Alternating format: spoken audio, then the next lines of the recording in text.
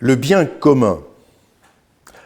On me dit que la notion a vieilli, qu'il faut parler plutôt d'intérêt général ou d'utilité commune.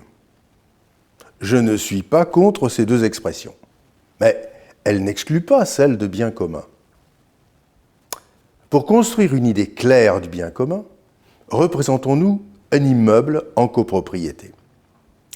Supposons qu'il n'y ait pas de locataires et que les propriétaires occupent eux-mêmes les appartements qu'ils possèdent. Il est évident que dans cet immeuble, il y a des parties possédées en propre et d'autres qui sont possédées en commun. La loge du concierge, la toiture, les cages d'escalier, etc. Ces parties communes sont des biens. Ces biens sont communs. On appelle donc bien commun l'ensemble des biens communs. Voilà. Le concept est construit. Si on ne veut pas que ce soit la foire d'empoigne, il faut un droit, un règlement de copropriété et un gérant. Car il faut gérer ces biens communs, assurer la propreté, décider les travaux, engager le personnel, le licencier, etc. Sont donc aussi des biens communs. Premièrement, le règlement de copropriété. Deuxièmement, le gérant, auquel est confiée la mission d'appliquer la règle et d'administrer les biens communs. Et troisièmement, le mode de désignation de ce gérant, la durée de son mandat, l'étendue de ses pouvoirs, sa relation à l'Assemblée générale de copropriété, la règle électorale en AG, la répartition des droits de vote, etc., etc.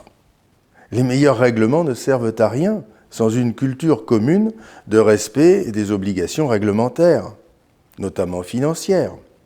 Elles ne servent à rien sans un sens de la communauté, sans un minimum de politesse, de cordialité, d'entraide. C'est la justice et l'amitié, la filia. Tout ceci, qui vaut pour un immeuble, s'applique sans difficulté à une société entière.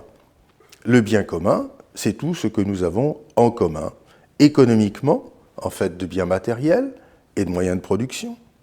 Et c'est aussi notre organisation politique, notre constitution, notre législation, nos institutions.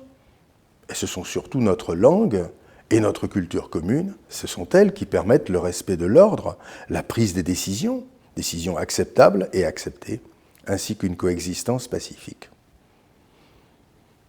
Il ne faut donc pas opposer l'idée de bien commun à celle de respect des droits individuels, comme si le bien commun n'était au mieux qu'un ensemble de conditions extérieures permettant ce respect des droits. Car, concluons, il est évident qu'il existe pour chaque individu un droit individuel au bien commun et que ce droit est primordial puisque le bien commun est la condition première pour l'existence de tous les autres droits individuels.